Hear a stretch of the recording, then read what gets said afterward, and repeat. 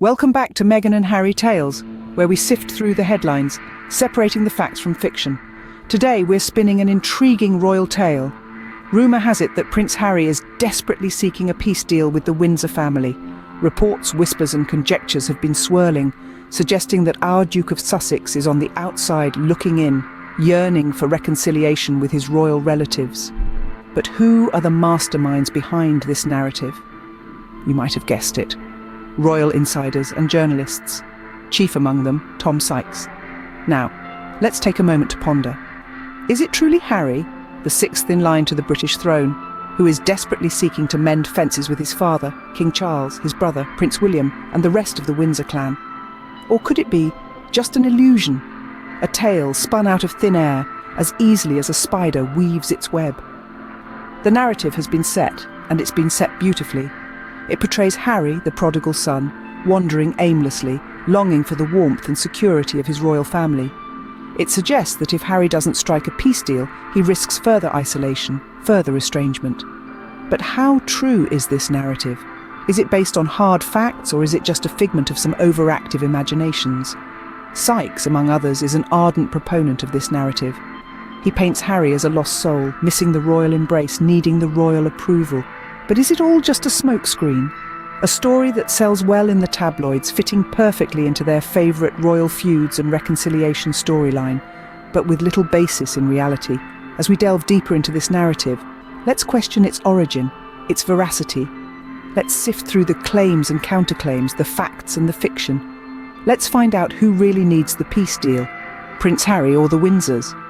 But before we get to the bottom of this, let's take a closer look at where this narrative is really coming from. One of the loudest voices behind this push is Tom Sykes, a journalist known for creating an illusion of Harry being in need. But is this really the case, or is it just a figment of Sykes' imagination? You see, Sykes loves to paint a picture of Harry as a prodigal son, lost and wandering without the comforting embrace of his royal family. It's a compelling narrative, isn't it?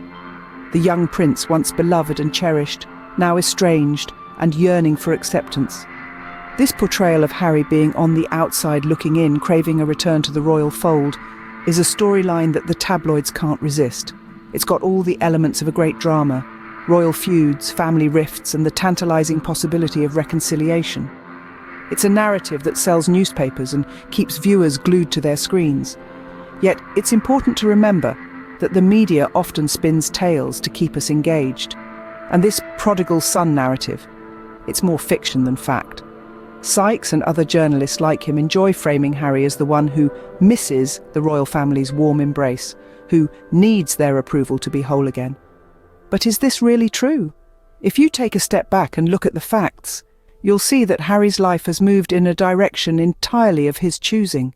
He stepped back from royal duties, not because he misses the royal family, but because he wanted to escape the toxic environment that surrounded him and Meghan. So, while the tabloids might love to spin a tale of Harry as the prodigal son, yearning to return to the royal fold, the reality is quite different. Harry isn't desperately seeking reconciliation. He's living a life that he has chosen, free from the constraints of royal protocol. And this narrative of Harry as the prodigal son, it's more fiction than fact. Take, for instance, the way Sykes often frames his stories. He paints Harry as a lost soul, yearning for the royal family's embrace, craving their approval to feel whole. But if we peel back the layers of this narrative, we find a different story. A story of a man who chose to step back from royal duties, not out of desperation, but out of a desire for a healthier and happier life. Harry's choice to distance himself from royal duties was not a rash one. It was a deliberate decision, taken after much deliberation and thought. The toxic environment surrounding him and Meghan had become too much.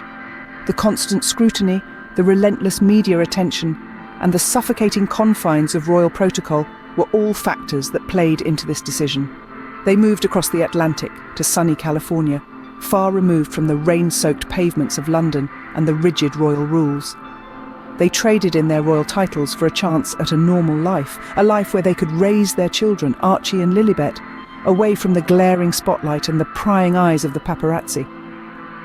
Harry himself has spoken about this in various interviews. He's talked about how he feels liberated, unshackled from the chains of royal responsibilities. He's spoken about the joy he feels in being able to live a life that's true to who he is, without having to conform to traditional royal expectations. But here's the part that's often left out of these royal insider stories. It's not about Harry needing the royal family, or him being the one who's lost without them. It's about Harry choosing a different path, a path that's more suited to his needs and the needs of his family. It's about Harry, the man, the husband, the father, choosing happiness and peace over royal duty and tradition. And in doing so, he's shown that it's possible to step away from it all to choose a different life, a happier life. And that, my friends, is the real story of Harry's life, Harry's choice. It's not Harry who needs the royal family. This is a statement that might take some by surprise, but if we delve deeper into the state of affairs, it becomes clear that it might be the Windsors who should be extending the olive branch to Harry. With Harry's departure from the royal life, he didn't just step away from his duties, he shattered a long-standing myth. The myth of royal life being an unquestionable privilege, a fairy tale come true. Harry's exit showed the world the other side of the coin, the personal costs that come with being a royal. Harry and Meghan have been candid about their struggles, the mental health toll, the lack of personal freedom, the relentless media scrutiny. All these are the real costs that come with the royal life. By choosing to step away, Harry has shown the world that being royal isn't all it's cracked up to be. But let's not forget that the royal family isn't just a political institution, it's a family. And families need each other. Families thrive on love, support and togetherness. With Harry's departure, the Windsors didn't just lose a working royal, they lost a son, a brother, a family member.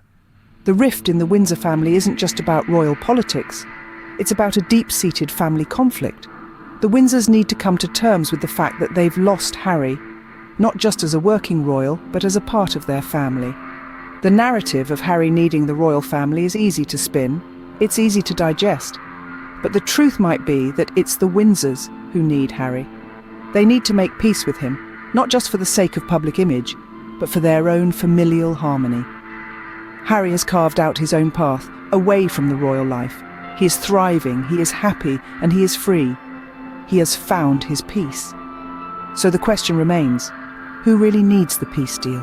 Prince Harry or the Windsors? Let's not forget the personal aspect here. For all the talk of royal duties and public perception, this is still a family.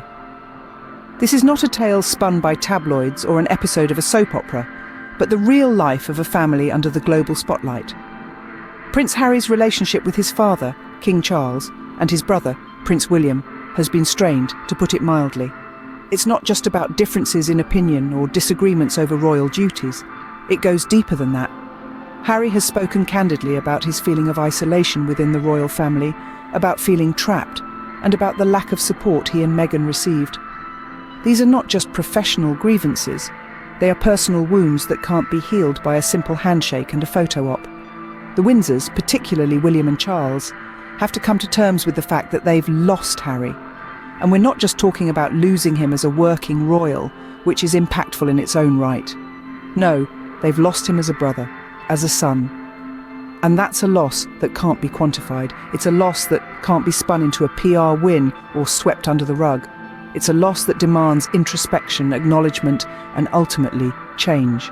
Harry's departure from the royal family wasn't just a statement. It was a challenge to the family he left behind to take a hard look at themselves, at the institution they represent, and at the world they've built around them. And while it's easy to spin stories about how Harry needs them, how he's lost without them, the truth is far from it. Harry has carved out his own path, far from the palace walls, and he seems to be thriving. He's found his voice, his purpose, and a life that he's proud of.